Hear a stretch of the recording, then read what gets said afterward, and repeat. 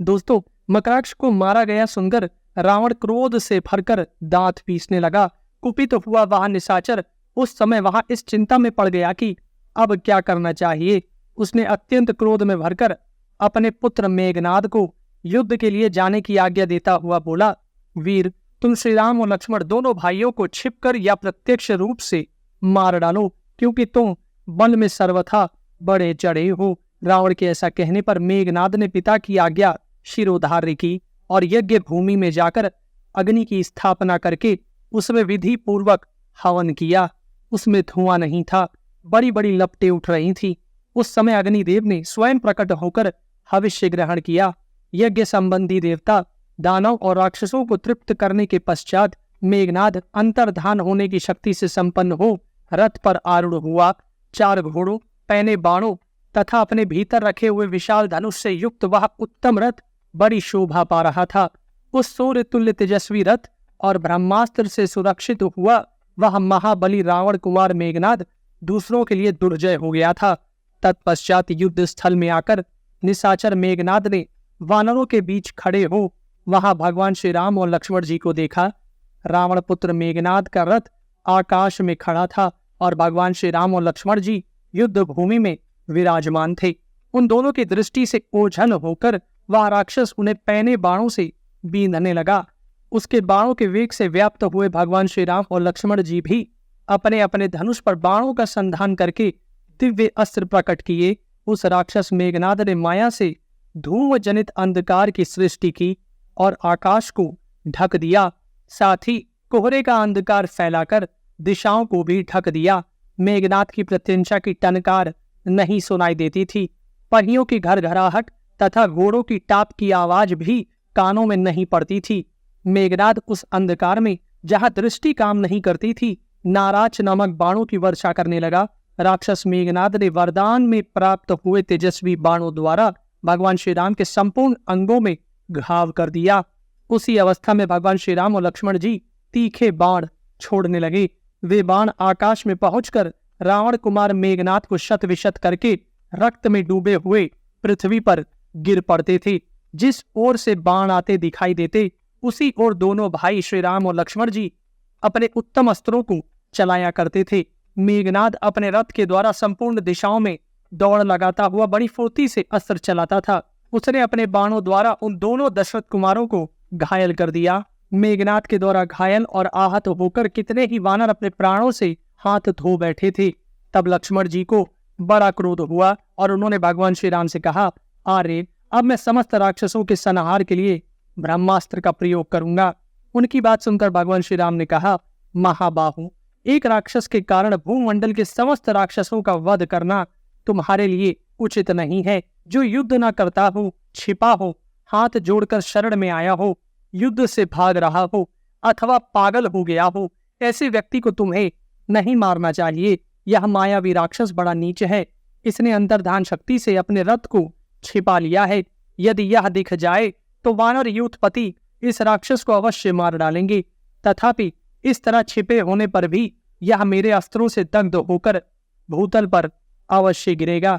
इस प्रकार महान अभिप्राय से युक्त वचन कहकर वे तत्काल ही इधर उधर दृष्टिपात करने लगे।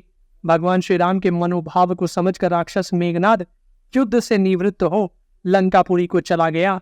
वहां जाने पर बलवान राक्षसों के वध का स्मरण हो आने से मेघनाद की आंखें क्रोध से लाल हो गई। वह पुनः युद्ध के लिए लंका से पश्चिमी द्वार से बाहर निकला। युद्ध भूमि में वानरों को युद्ध के लिए उद्यत देख मेघनाद ने उस समय माया प्रकट की। उसने मायामयी देवी सीता का निर्माण करके उसे अपने रथ पर बिठा लिया। राक्षस मेघनाद की बुद्धि बहुत ही खोटी थी। उसने सबको मुंह में डालने का विचार करके माया से बनी हुई सीता को मारने का निश्चय किया। इसी अभिप्राय से वह वानरों के सामने गया। मेघनाद को युद्ध के लिए आते देख सभी वानर क्रोध से भर गए और शिला उठाए युद्ध की इच्छा से उसके ऊपर टूट पड़े। कपि कुंजर हनुमान जी उन सब के आगे आगे चले। उन्होंने पर्वत का बहुत बड़ा शिखर ले रखा था, जिसे उठाना दूसरे के लिए नितांत कठिन था। उन्होंने मेघनाद के रथ पर देवी सीता को देखा। वे एक वेणी धारण किए बहुत दुखी दिखाई देती थी और उपवास करने के कारण उनका मुख दुबला पतला हो गया था। हनुमान जी कुछ देर तक उनकी ओर देखते रहे। अंत में निश्चय किया कि ये देवी सीता ही है। उन्होंने देवी सीता को थोड़े ही दिन पहले देखा था, इसलिए वे शीघ्र ही उन्हें पहचान सके थे। देवी सीता को वहां देखकर महाकपि हनुमान जी यह सोचने लगे कि आखिर इस राक्षस का अभिप्राय क्या है।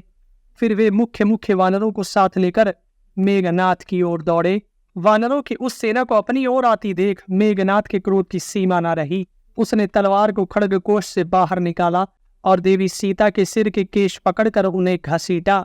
माया द्वारा रथ पर बैठाई हुई वह स्त्री हा राम कहकर चिल्ला रही थी और वह सबके देखते देखते उस स्त्री को पीट रहा था।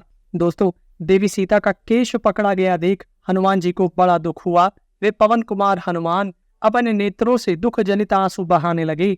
देवी सीता जी को उस अवस्था में देख हनुमान जी कुपित हो उठे और उस मेघनाथ से कठोर वाणी में बोले, दुरात्मन, तो अपने विनाश के लिए ही तुला हुआ है, तभी देवी सीता के केशों का स्पर्श कर रहा है।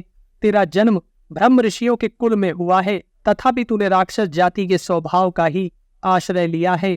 धिक्कार है तुझ जैसे पापाचारी को। दुराचारी तथा पाप पूर्ण पराक्रम करने वाले नीच, तेरी यह करतूत नीच पुरुषों के ही योग्य है। देवी सीता को मारकर तू अधिक काल तक किसी तरह जीवित नहीं रह सकेगा। तू अपने पाप कर्म के कारण मेरे हाथ पड़ गया है, अब तेरा जीना कठिन है। ऐसी बात कहते हुए हनुमान जी अत्यंत कुपित हो वानर वीरों के साथ मेघनाथ पर टूट पड़े। वानरों के उस महापराक्रमी सैन्य समुदाय को आक्रमण करते देख मेघनाथ ने भयानक राक्षसों की सेना द्वारा उन्हें आगे बढ़ने से रोका। फिर सहस्त्रों बाणों द्वारा उस वानर वाहिनी में हलचल मचाकर मेघनाथ ने कपिश्रेष्ठ हनुमान जी से कहा, वानर, सुग्रीव, राम और तुम सब लोग जिसके लिए यहाँ तक आए हो, उस सीता को मैं अभी तुम्हारे देखते देखते मार डालूंगा। इसे मारकर मैं क्रमशः राम लक्ष्मण का, तुम्हारा, सुग्रीव का तथा उस अनार्य विभीषण का भी वध कर डालूंगा। बंदर, तुम जो यह कह रहे थे कि स्त्रियों को मारना नहीं चाहिए, उसके उत्तर में मुझे यह कहना है कि जिस कार्य के करने से शत्रुओं को अधिक कष्ट पहुंचे वह कर्तव्य ही माना गया है। हनुमान जी से ऐसा कहकर मेघनाद ने तलवार से देवी सीता पर घातक प्रहार किया, जिससे मायामयी सीता के 2 टुकड़े हो गए और वह पृथ्वी पर गिर पड़ी। उस स्त्री का वध करके मेघनाद ने हनुमान जी से कहा, देख लो, मैंने राम की इस प्यारी पत्नी को तलवार से काट डाला। अब तुम लोगों का युद्ध के लिए परिश्रम व्यर्थ है। यह कहकर मेघनाद रथ पर बैठा बड़े हर्ष के साथ जोर जोर से सिहनाद करने लगा। मेघनाद के सिहनाद को सुनकर वानर संपूर्ण दिशाओं की ओर जोर जोर से भागने लगी। उन सबको विषादग्रस्त एवं भयभीत देख हनुमान जी ने कहा, वानरों, तुम क्यों मुख पर विषाद लिए युद्ध विषयक उत्साह छोड़कर भागे जा रहे हो? तुम्हारा वह शौर्य कहाँ चला गया? मैं युद्ध में आगे आगे चलता हूँ, तुम सब लोग मेरे पीछे आ जाओ। शूरवीरों के लिए युद्ध में पीठ दिखाना सर्वथा अनुचित है। हनुमान जी के ऐसा कहने पर वानरों का चित्त प्रसन्न हो गया और राक्षसों के प्रति अत्यंत कुपित हो उन्होंने हाथों में पर्वत, शिखर और वृक्ष उठा लिए और जोर जोर से गर्जना करते हुए हनुमान जी के साथ राक्षसों पर टूट पड़े। हनुमान जी ने प्रलय काल के संहारकारी यमराज के समान राक्षसों का संहार शुरू किया। देवी सीता के वध से उनके मन में बड़ा शोक हो रहा था और मेघनाद का अत्याचार देखकर उनका क्रोध भी बहुत बढ़ गया था। इसलिए हनुमान जी ने मेघनाद के रथ पर एक बहुत बड़ी शिला फेंकी। उसे अपने ऊपर आती देख सारथी ने तत्काल ही उस रथ को दूर हटा दिया।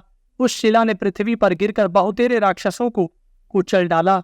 तत्पश्चात सैकड़ों विशालकाय वानर हाथों में वृक्ष एवं पर्वत शिखर लेकर गर्जना करते हुए मेघनाद की ओर दौड़े और मेघनाद पर उन वृक्षों और पर्वत शिखरों को फेंकने लगे। साथ ही उन वानरों ने बहुतेरे निशाचरों को बलपूर्वक मार गिराया। अपनी सेना को वानरों से पीड़ित हुई देख मेघनाद क्रोधपूर्वक अस्त्र शस्त्र लिए शत्रुओं के सामने गया। अपनी सेना से घिरे हुए मेघनाद ने बाण समूहों की वर्षा करते हुए शूल, तलवार, पट्टीश तथा मुदगरों की मार से बहुत से वानरों को हताहत कर दिया। वानरों ने भी युद्ध स्थल में मेघनाद के अनुचरों को मारा। महाबली हनुमान जी वृक्षों की शाखाओं द्वारा राक्षसों का संहार करने लगे। इस तरह शत्रु सेना का वेग रोककर हनुमान जी ने वानरों से कहा, बंधुओं, अब लौट चलो अब हमें इस सेना के संहार करने की आवश्यकता नहीं रह गई। हम लोग जिनके लिए प्राणों का मोह छोड़ पूरी चेष्टा के साथ युद्ध करते थे, वे जनक किशोरी सीता मारी गई। अब इस बात की सूचना भगवान श्री राम और सुग्रीव को दे देनी चाहिए। फिर वे दोनों इसके लिए जैसा प्रतिकार सोचेंगे वैसा ही हम करेंगे। ऐसा कहकर वानर श्रेष्ठ हनुमान जी ने सब वानरों को युद्ध करने से मना कर दिया और धीरे धीरे सारी सेना के साथ निर्भय होकर लौट आए।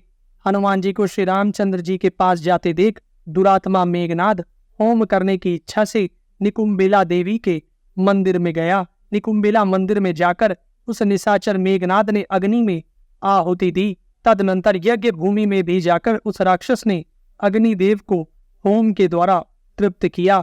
अग्नि देवता आहुति पाते ही होम और शोणित से तृप्त हो प्रज्वलित हो उठे और ज्वालाओं में आवृत दिखाई देने लगे।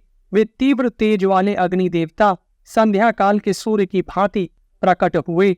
मेघनाद यज्ञ के विधान का ज्ञाता था। उसने समस्त राक्षसों के अभ्युदय के लिए विधि पूर्वक हवन करना आरंभ किया।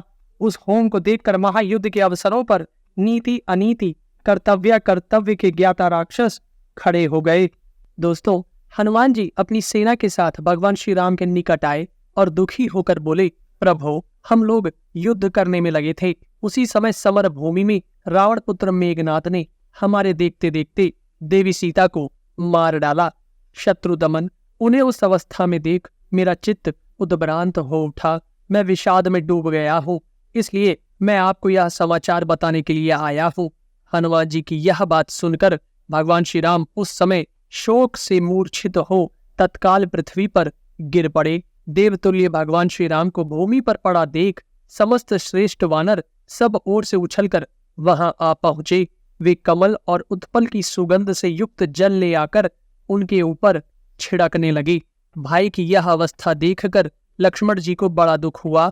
वे उन्हें अपनी भुजाओं में भरकर बैठ गए और अस्वस्थ हुए भगवान श्री राम से प्रयोजन भरी बात बोले, आर्य, आप सदा धर्म मार्ग पर स्थिर रहने वाले और जितेंद्रिय हैं, तथापि धर्म आपको अनर्थों से बचा नहीं पाता है, इसलिए यह धर्म निरर्थक ही जान पड़ता है।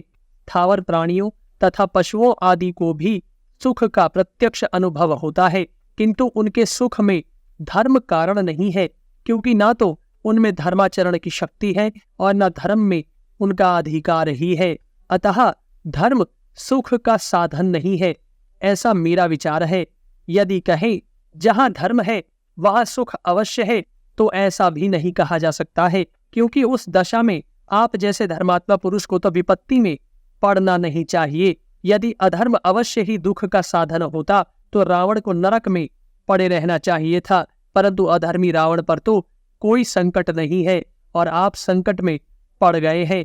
अतः धर्म और अधर्म दोनों परस्पर विरोधी हो गए हैं। धर्मात्मा को दुख और पापात्मा को सुख मिलने लगा। रघुनंदन, यदि धर्म से धर्म का फल सुख और अधर्म से अधर्म का फल दुख ही मिलने का नियम होता, तो जिन रावण आदि में अधर्म ही प्रतिष्ठित है वे अधर्म के फलस्वरूप दुख से ही युक्त होते, और जिन लोगों में धर्म प्रतिष्ठित है वे सुख से कभी वंचित ना होते, किंतु जिनमें अधर्म प्रतिष्ठित है उनके तो धन बढ़ रहे हैं, और जो धर्म का आचरण करने वाले हैं वे क्लेश में पड़े हुए हैं। इसलिए ये धर्म और अधर्म दोनों निरर्थक है। रघुनंदन, यदि पापाचारी पुरुष धर्म या अधर्म से मारे जाते हैं तो धर्म या अधर्म क्रिया रूप होने के कारण आदि, मध्य और अंत 3 क्षणों तक रह सकता है। चतुर्थ क्षण में तो वह स्वयं ही नष्ट हो जाएगा। फिर नष्ट हुआ वह धर्म या अधर्म किसका वध करेगा? अथवा यह जीव यदि विधि पूर्वक किए गए कर्म विशेष के द्वारा मारा जाता है या स्वयं वैसा कर्म करके दूसरे को मारता है, तो विधि को ही हत्या के दोष से लिप्त होना चाहिए। कर्म का अनुष्ठान करने वाले पुरुष का उस पाप कर्म से संबंध नहीं होना चाहिए, क्योंकि पुत्र के किए हुए अपराध का दंड पिता को नहीं मिलता। आर्य, यदि धर्म ही बल अथवा पुरुषार्थ का अंग है तो धर्म को छोड़कर पराक्रम पूर्ण बर्ताव कीजिए। जैसे आप धर्म को प्रधान मानकर धर्म में लगे हैं, उसी प्रकार बल को प्रधान मानकर बल या पुरुषार्थ में ही प्रवृत्त होइए।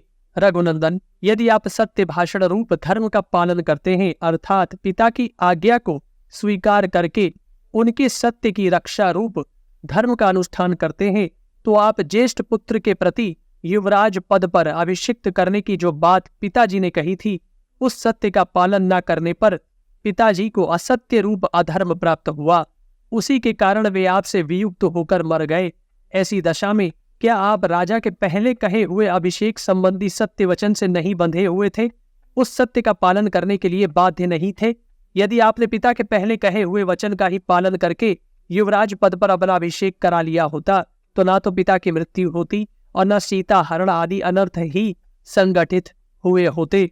शत्रुदमन, यदि केवल धर्म अथवा अधर्म ही प्रधान रूप से अनुष्ठान के योग्य होता, तो वज्रधारी इंद्र पौरुष द्वारा विश्व रूप मुनि की हत्या अर्थात अधर्म करके फिर यज्ञ अर्थात धर्म का अनुष्ठान नहीं करते। रघुनंदन, धर्म से भिन्न जो पुरुषार्थ है, उससे मिला हुआ धर्म ही शत्रुओं का नाश करता है। अतः प्रत्येक मनुष्य आवश्यकता एवं रुचि के अनुसार धर्म और पुरुषार्थ का अनुष्ठान करता है। राघव, इस प्रकार समय अनुसार धर्म एवं पुरुषार्थ में से किसी एक का आश्रय लेना धर्म ही है, ऐसा मेरा मत है। आपने उस दिन राज्य का त्याग करके धर्म के मूलभूत अर्थ का उच्छेद कर डाला। जहां तहां से संग्रह करके लाए और बढ़े हुए अर्थ से सारी क्रियाएं, चाहे वह योग प्रधान हो या भोग प्रधान, संपन्न होती हैं। निष्काम भाव होने पर भी सभी क्रियाएं योग प्रधान हो जाती हैं और सकाम भाव होने पर भोग प्रधान। जो मंद बुद्धि मानव अर्थ से वंचित है, उसकी सारी क्रियाएं उसी तरह छिन्न भिन्न हो जाती हैं जैसे ग्रीष्म ऋतु में छोटी छोटी नदियां सूख जाती है। जो पुरुष सुख में पला हुआ है, वह यदि प्राप्त हुए अर्थ को त्याग कर सुख चाहता है, तो उस अभिष्ट सुख के लिए अन्यायपूर्वक अर्थोपार्जन करने में प्रवृत्त होता है। इसलिए उसे ताड़न, बंधन आदि दोष प्राप्त होते हैं। जिसके पास धन है, उसी के अधिक मित्र होते हैं, उसी के सब लोग भाई बंधु बनते हैं। वही संसार में श्रेष्ठ पुरुष कहलाता है, वही विद्वान समझा जाता है। जिसके यहाँ अर्थ संग्रह है, वह महान भाग्यशाली कहलाता है, तथा जिसके यहाँ धन संपत्ति है, वह गुणों में भी बड़ा चढ़ा समझा जाता है। अर्थ का त्याग करने से जो मित्र का अभाव आदि दोष प्राप्त होते हैं, उनका मैंने स्पष्ट रूप से वर्णन किया है। आपने राज्य छोड़ते समय क्या लाभ सोचकर अपनी बुद्धि में अर्थ त्याग की भावना को स्थान दिया, यह मैं नहीं जानता। जिसके पास धन है, उसके धर्म और काम रूप सारे प्रयोजन सिद्ध होते हैं, उसके लिए सब कुछ अनुकूल बन जाता है। जो निर्धन है, वह अर्थ की इच्छा रखकर उसका अनुसंधान करने पर भी पुरुषार्थ के बिना उसे नहीं पा सकता। नरेश्वर, हर्ष, काम, दर्प, धर्म, क्रोध, शम और दम, ये सब धन होने से ही सफल होते हैं। जो धर्म का आचरण करने वाले और तपस्या में लगे हुए हैं, उन पुरुषों का यह लोक यानी ऐहिक पुरुषार्थ अर्थ के अभाव के कारण ही नष्ट हो जाता है, यह स्पष्ट देखा जाता है। वही अर्थ इस दुर्दिन में आपके पास उसी तरह नहीं दिखाई देता है जैसे आकाश में बादल घिराने पर ग्रहों के दर्शन नहीं होते हैं।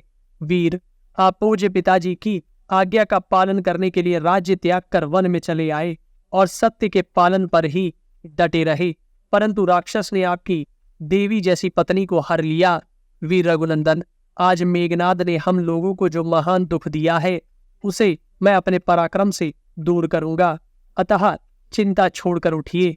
फिर लक्ष्मण जी ने हाथ जोड़कर विनीत भाव से भगवान से कहा, निष्पाप रघुवीर, उत्तम व्रत का पालन करने वाले महाबाहो, यह मैंने जो कुछ कहा है वह सब आपका प्रिय करने के लिए, आपका ध्यान शोक की ओर से हटाकर पुरुषार्थ की ओर आकृष्ट करने के लिए कहा है। इस अध्याय के 14वें से 25वें श्लोक तक लक्ष्मण जी ने जो धर्म और अधर्म की सत्ता का खंडन किया है, वह श्री राम को दुखी देखकर स्वयं उनसे भी अधिक दुखी होकर ही किया है। जिस प्रकार परात्पर श्री राम के लिए अपनी प्रिया की माया मूर्ति के वध को देखकर शोक के अभिभूत हो जाना प्रेम की लीला मात्र है, उसी प्रकार प्रियतम प्रभु के दुख को देखकर दुखावेश की लीला से इस प्रकार की असंगत सी लगने वाली बातें कहना भी प्रेम जनित दुख या कष्ट में होने वाली बेचैनी को ही दर्शाता है। आगे चलकर दुख का आवेश कुछ कम हो जाने पर तो स्वयं लक्ष्मण जी ने ही 44वें श्लोक में स्पष्ट कहा है कि श्री राम के शोक को दूर करके उन्हें युद्ध में प्रवृत्त करने के लिए ही उन्होंने ये सब बातें कही थी। भ्रात भक्त लक्ष्मण जी जब भगवान श्री राम को इस प्रकार आश्वासन दे रहे थे, उसी समय विभीषण वानर सैनिकों को अपने अपने स्थान पर स्थापित करके अपने चारों राक्षस मंत्रियों के साथ वहां आए।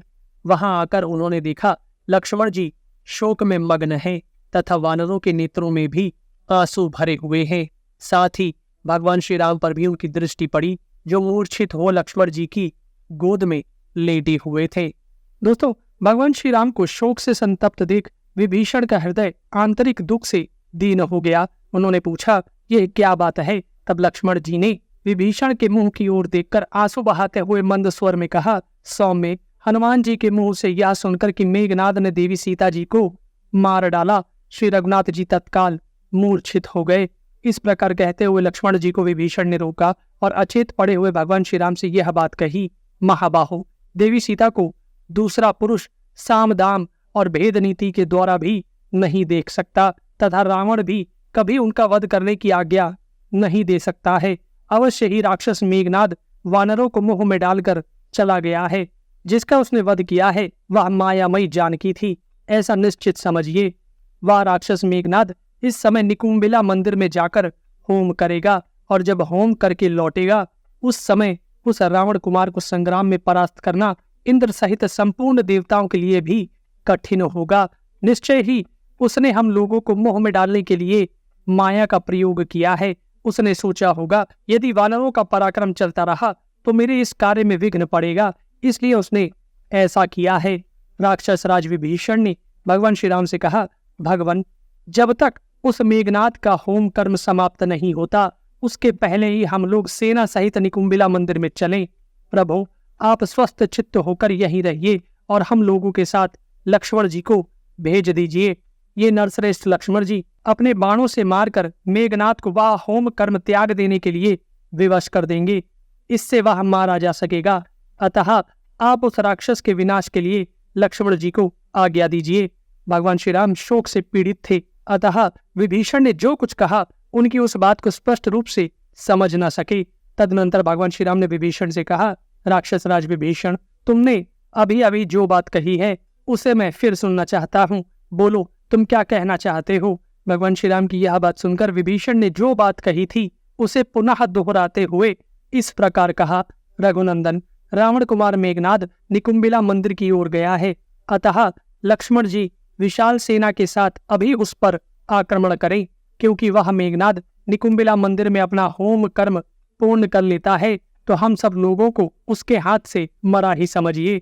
महाबाहो, संपूर्ण लोकों के स्वामी ब्रह्मा जी ने मेघनाद को वरदान देते हुए यह कहा था कि इंद्र शत्रु निकुंबिला नामक वटवृक्ष के पास पहुंचने तथा हवन संबंधी कार्य पूर्ण करने के पहले ही जो शत्रु तुझको मारने के लिए आक्रमण करेगा उसी के हाथ से तुम्हारा वध होगा। रघुनंदन, इस प्रकार मेघनाद की मृत्यु का विधान किया गया है, इसलिए श्री राम, आप मेघनाद का वध करने के लिए लक्ष्मण जी को आज्ञा दीजिए।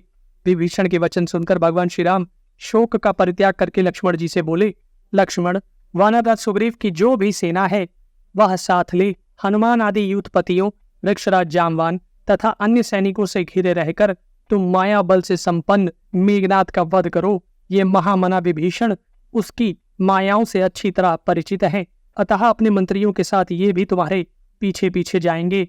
भगवान श्री राम की यह बात सुनकर विभीषण सहित लक्ष्मण जी ने अपना श्रेष्ठ धनुष हाथ में ले लिया। वे युद्ध की सब सामग्री लेकर तैयार हो गए। उन्होंने कवच धारण किया, तलवार बांध ली और उत्तम बाण ले लिए। तत्पश्चात भगवान श्री राम के चरण छूकर हर्ष से भरे हुए लक्ष्मण जी ने कहा, अरे, आज मेरे धनुष से छूटे हुए बाण रावण कुमार को विदीर्ण करके उसी तरह लंका में गिरेंगे जैसे हंस कमलों से भरे हुए सरोवर में उतरते हैं। मेघनाद के वध की अभिलाषा रखने वाले लक्ष्मण जी अपने भाई के सामने ऐसी बात कहकर तुरंत वहां से चल दिए। कई हजार वानर वीरों के साथ हनुमान जी और मंत्रियों सहित विभीषण भी लक्ष्मण जी के पीछे शीघ्रतापूर्वक प्रस्थित हुए। दूर तक का रास्ता तय कर लेने पर लक्ष्मण जी ने कुछ दूर से ही देखा राक्षस राज रावण की सेना मोर्चा बांधे खड़ी है। उस अवस्था में विभीषण ने लक्ष्मण जी से कहा, लक्ष्मण, यह जो सामने राक्षसों की सेना दिखाई देती है, उसके साथ वानर वीर शीघ्र ही युद्ध छेड़ दे और आप भी इस विशाल वाहिनी के व्यूह का भेदन करने का प्रयत्न करें। इसका मूर्छा टूटने पर रावण पुत्र मेघनाद भी हमें यहीं दिखाई देगा।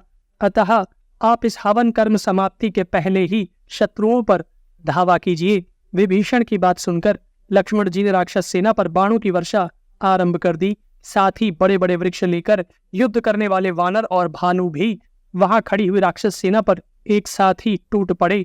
उधर से राक्षस भी वानर सेना को नष्ट करने की इच्छा से सम्रांगण में तीखे बाणों, तलवारों, शक्तियों और तोमरों का प्रहार करते हुए उनका सामना करने लगे। इस प्रकार वानरों और राक्षसों में घमासान युद्ध होने लगा। मुख्य मुख्य महाकाय महाबली रीछों और वानरों से जूझते हुए राक्षसों को महान भय लगने लगा। रावण कुमार मेघनाद बड़ा दुर्धर्ष वीर था। उसने जब सुना कि मेरी सेना शत्रुओं द्वारा पीड़ित होकर दुख में पड़ गई है, तब अनुष्ठान समाप्त होने से पहले ही वह युद्ध के लिए उठ खड़ा हुआ। उस समय उसके मन में बड़ा क्रोध उत्पन्न हुआ था। वह वृक्षों के अंधकार से निकलकर अपने रथ पर आरूढ़ हुआ। मेघनाद रथ पर बैठ गया। यह देखते ही भयंकर राक्षसों की सेना उसके आसपास सब ओर खड़ी हो गई। उस समय हनुमान जी ने एक बहुत बड़े वृक्ष को उखाड़ लिया और युद्ध स्थल में राक्षसों की उस सेना को वृक्ष की मार से अचेत करने लगी। हनुमान जी बड़े वेग से राक्षस सेना का विध्वंस कर रहे हैं। यह देखते ही सहस्त्रों राक्षस उन पर अस्त्रों शस्त्रों की वर्षा करने लगे। समस्त राक्षस पास आकर सब ओर से हनुमान जी पर प्रहार करने लगे। हनुमान जी ने कुपित होकर उनका भी महान संहार किया। राक्षस मेघनाद ने देखा हनुमान जी पर्वत के समान अचल हो निशंक भाव से राक्षसों का संहार कर रहे हैं। यह देखकर मेघनाद ने अपने सारथी से कहा, जहां यह वानर युद्ध करता है वहीं चलो। यदि उसकी उपेक्षा की गई तो यह हम सब राक्षसों का विनाश ही कर डालेगा। दोस्तों, राक्षस मेघनाद के ऐसा कहने पर उसका सारथी रथ को उस स्थान पर ले गया जहां हनुमान जी विराजमान थे। वहां पहुंचकर उस राक्षस ने हनुमान जी के मस्तक पर बाणों, तलवारों, पट्टीसों और फरसों की वर्षा आरंभ कर दी। उन भयानक शस्त्रों को अपने शरीर पर झेलकर हनुमान जी महान रोष से भर गए और इस प्रकार बोले, रावण कुमार, यदि बड़े शूरवीर हो तो आओ मेरे साथ मल्लयुद्ध करो। इस वायुपुत्र से भिड़कर जीवित नहीं लौट सकोगे। मेघनाद धनुष उठाकर हनुमान जी का वध करना चाहता था। इसी अवस्था में विभीषण ने लक्ष्मण जी को उसका परिचय दिया। लक्ष्मण, रावण का जो पुत्र इंद्र को भी जीत चुका है, वही यह रथ पर बैठकर हनुमान जी का वध करना चाहता है। विभीषण ने उस वन में लक्ष्मण जी को इंद्रजीत के कर्म अनुष्ठान का स्थान दिखाया। वहां एक बरगद का वृक्ष था। विभीषण ने वहां की सब वस्तुएं दिखाकर कहा, यह रावण कुमार प्रतिदिन यहीं आकर पहले भूतों को बलि देता, उसके बाद युद्ध में प्रवृत्त होता है। इसी से संग्राम भूमि में यह राक्षस संपूर्ण भूतों के लिए अदृश्य हो जाता है और उत्तम बाणों से शत्रुओं को मारता तथा बांध लेता है। अतः जब तक यह इस बरगद के नीचे आए, उसके पहले आप अपने बाणों से रावण कुमार को नष्ट कर दीजिए। विभीषण के ऐसा कहने पर लक्ष्मण जी ने मेघनाद को ललकारते हुए कहा, राक्षस कुमार, मैं तुम्हें युद्ध के लिए ललकारता हूँ। तुम अच्छी तरह संभल कर मेरे साथ युद्ध करो। लक्ष्मण जी के ऐसा कहने पर रावण कुमार ने लक्ष्मण के साथ वहां विभीषण को उपस्थित देख कठोर शब्दों में कहा, राक्षस, तुम मेरे पिता के सगे भाई और मेरे चाचा हो, फिर तुम अपने पुत्र समान भतीजे से मुझसे क्यों द्रोह करते हो? दुर्मते, तुम में ना तो कुटुंबी जनों के प्रति अपनापन का भाव है, न आत्मीय जनों के प्रति स्नेह है और न अपनी जाति का अभिमान ही है। तुम में कर्तव्य अकर्तव्य की मर्यादा, भ्रातृ प्रेम और धर्म कुछ भी नहीं है। तुम राक्षस धर्म को कलंकित करने वाले हो। नीच निशाचर, तुम अपनी शिथिल बुद्धि के द्वारा इस महान अंतर को नहीं समझ पा रहे हो कि कहाँ तो स्वजनों के साथ रहकर स्वच्छंदता का आनंद लेना और कहाँ दूसरों की गुलामी करके जीना।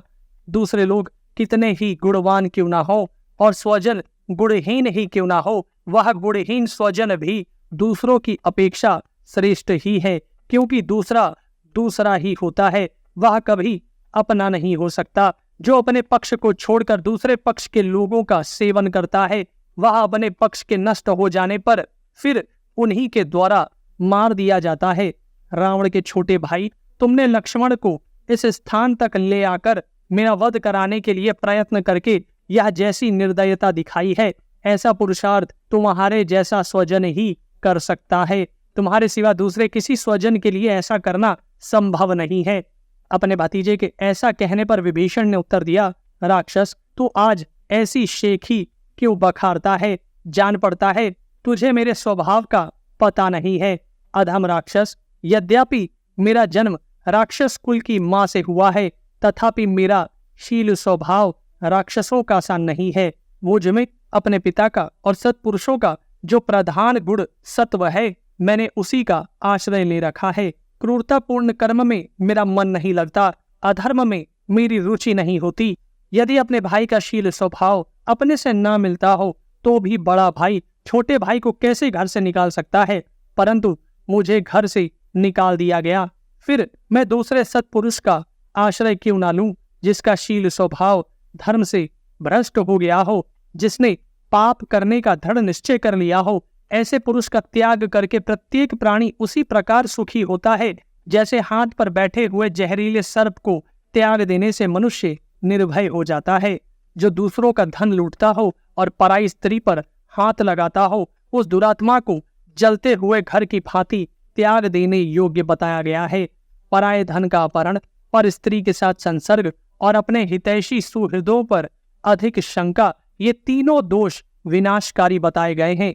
महर्षियों का भयंकर वध, संपूर्ण देवताओं के साथ विरोध, अभिमान, रोष, वैर और धर्म के प्रतिकूल चलना, ये दोष मेरे भाई में मौजूद हैं, जो उसके प्राण और ऐश्वर्य दोनों का नाश करने वाले हैं। इन्हीं दोषों के कारण मैंने अपने भाई एवं तेरे पिता का त्याग किया है। अब ना तो लंकापुरी रहेगी, न तू रहेगा और ना तेरे पिता ही रह जाएंगे। राक्षस, तू अत्यंत अभिमानी, उद्दंड और मूर्ख है, काल के पाश में बंधा हुआ है, इसलिए तेरी जो जो इच्छा हो मुझे कह ले। नीच राक्षस, तूने मुझसे जो कठोर बातें कही हैं, उसी का फल है कि आज तुझ पर यहाँ घोर संकट आया है। अब तू निकुंबिला बरगद के नीचे तक नहीं जा सकता। यहाँ मारा जाकर तू शीघ्र ही यमलोक में पहुंचेगा। अब तू अपना बढ़ा हुआ सारा बल दिखा और इन नरदेव लक्ष्मण जी के साथ रणभूमि में युद्ध कर।